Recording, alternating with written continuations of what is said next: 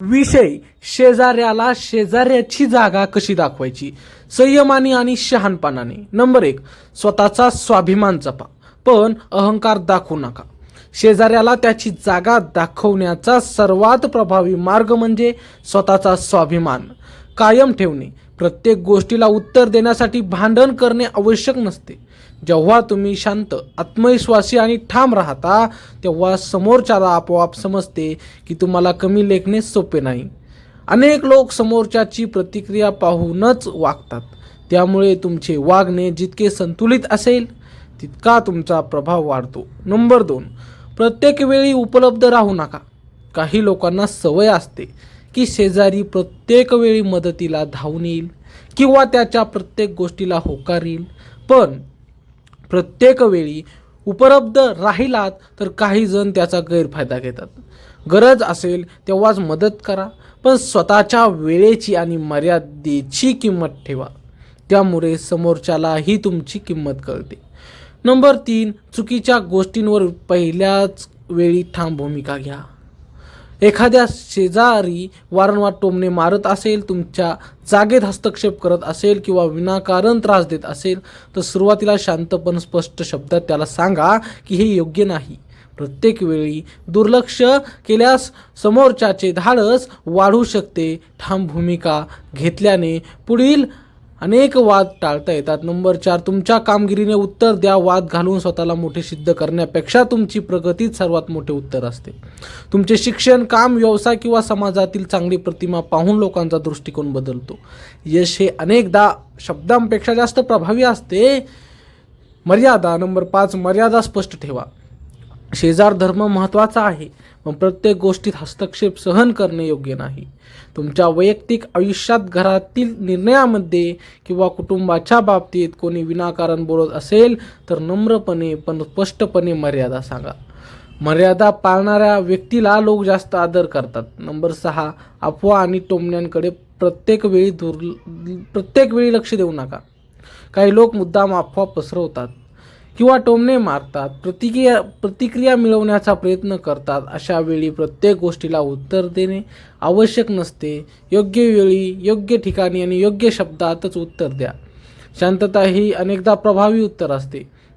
Number 7, गरज पडल्यास नियम आणि कायद्याची मदत घ्या.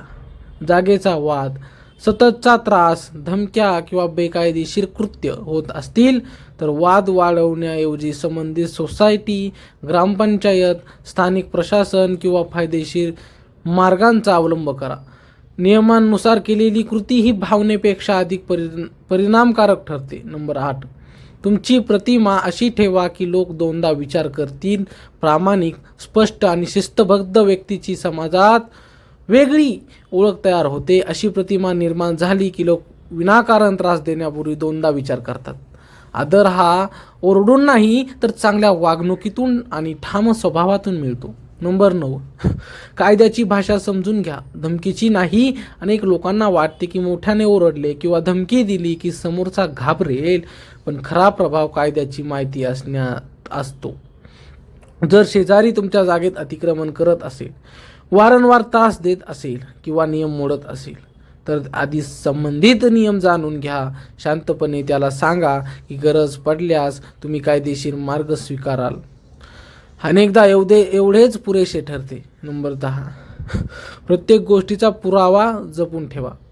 आजच्या काळात फक्त बोलण्यापेक्षा पुरावा महत्त्वाचा असतो.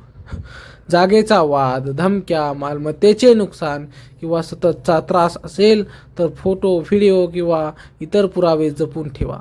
भावनेने नव्हे तर पुराव्याने अनेक वाद सुटतात आणि समोरचाही जपून वागतो. नंबर 11, तुमची शांतता ही तुमची ताकद बनवा. काही लोक मुद्दाम भडकवण्याचा प्रयत्न करतात. त्यांना मुद्दाम राग पाहावयाचा असतो पण तुम्ही शांत राहिलात तर त्यांचा उद्देशच फसतो. योग्य वेळ आल्यावर ठाम शब्दात उत्तर द्या. प्रत्येक गोष्टीला लगेच प्रतिक्रिया देणे आवश्यक नसते. नंबर 12, समाजात चांगले संबंध ठेवा. जो माणूस सर्वांशी चांगले संबंध ठेवतो त्याच्या विरुद्ध खोटे वातावरण तयार करणे कठीण जाते. शेजारी, सोसायटी किंवा गावातील लोकांशी आदराने वागा. तुमची विश्वासार्ह प्रतिमा ही तुमची मोठी ताकद बनते. नंबर 13, खुन्नसाला खुन्नसाने नाही, यशाने उत्तर द्या. काही लोक तुमची प्रगती पाहून जळतात किंवा मुद्दाम अडचणी निर्माण करतात. अशा वेळी त्यांच्यावर वेळ घालवण्याऐवजी स्वतःच्या कामावर लक्ष द्या. तुमचे यश आणि प्रगती हेच त्यांना सर्वात मोठे उत्तर ठरते. नंबर 14, तुमच्या मर्यादा ओलांडल्या तर लगेच स्पष्ट बोला. एकदा दोनदा शांत राहणे वेगळे, पण वारंवार तोच त्रास होत असेल तर नम्र पण ठाम शब्दात सांगा की हे वर्तन तुम्ही स्वीकारणार नाही. वेळेवर दिलेला स्पष्ट इशारा पुढचे अनेक वाद टाळू शकतात. नंबर 15, रागात निर्णय घेऊ नका. रागाच्या भरात घेतलेला निर्णय अनेकदा स्वतःच्याच अडचणी वाढवतो. म्हणून कोणताही मोठा निर्णय घेण्यापूर्वी थोडा वेळ घ्या, विचार करा आणि मगच योग्य पाऊल उचला. शांत डोक्याने घेतलेले निर्णय जास्त परिणामकारक असतात. नंबर 16, समोरच्याला तुमची कमकुवत बाजू कधीच दाखवू नका. काही लोक समोरच्याच्या कमकुवतपणाचा फायदा घेतात, त्यामुळे प्रत्येक गोष्टी घरातील अडचणी किंवा आर्थिक समस्या शेजाऱ्यांसमोर उघड करू नका. जितकी तुमची माहिती कमी तितका गैरफायदा घेण्याचा धोका कमी. नंबर 17, शब्द कमी, कृती जास्त ठेवा. वारंवार मी हे करेन, ते करेन असे बोलण्यापेक्षा गरज पडल्यावर योग्य कृती करा. शांतपणे घेतलेले योग्य पाऊल हे मोठ्या बोलण्यापेक्षा जास्त प्रभावी असते. त्यामुळे लोक तुमच्या शब्दांपेक्षा कृतीचा आदर करतात. नंबर 18, मुद्दाम भडकवणाऱ्यांचा खेळ ओळखा. काही शेजारी मुद्दाम टोमणे मारतात, अफवा पसरवतात किंवा चिडवतात कारण त्यांना तुमची प्रतिक्रिया पाहायची असते. जर तुम्ही लगेच भडकला तर त्यांचा हेतू सफल होतो. अशा वेळी संयम ठेवा आणि फक्त गरज असेल तेव्हाच उत्तर द्या. नंबर 19, तुमच्या हक्कावर तडजोड करू नका. चांगले संबंध ठेवणे महत्त्वाचे आहे, पण त्यांच्यासाठी स्वतःचे हक्क सोडू नका. तुमची जागा, तुमचा रस्ता, तुमची मालमत्ता किंवा तुमचा सन्मान याबाबत कोणी चुकीचे वागत असेल तर शांतपणे पण ठामपणे विरोध करा. नंबर 20, योग्य लोकांचा सल्ला घ्या. प्रत्येक वाद स्वतःच सोडवण्याचा हट्ट करू नका. गरज पडल्यास अनुभवी व्यक्ती, गावातील मान्यवर, सोसायटी, कमिटी किंवा कायदेशीर सल्लागार यांचे मार्गदर्शन घ्या.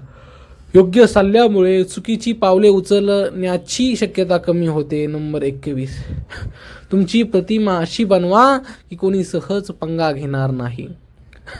नेहमी प्रामाणिक, शिस्तबद्ध आणि आत्मविश्वासाने वागा. जे लोक नियम पाळतात आणि गरज पडल्यास ठामपणे उभे राहतात त्यांच्याशी विनाकारण वाद घालवण्यापूर्वी लोक विचार करतात. नंबर 22, प्रत्येक लढाई लढणे गरजेचे नसते. कधी दुर्लक्ष करणे हेच सर्वात मोठे उत्तर असते. छोट्या छोट्या गोष्टींवर वेळ आणि ऊर्जा खर्च करण्यापेक्षा मोठ्या उद्दिष्टांवर लक्ष केंद्रित करा.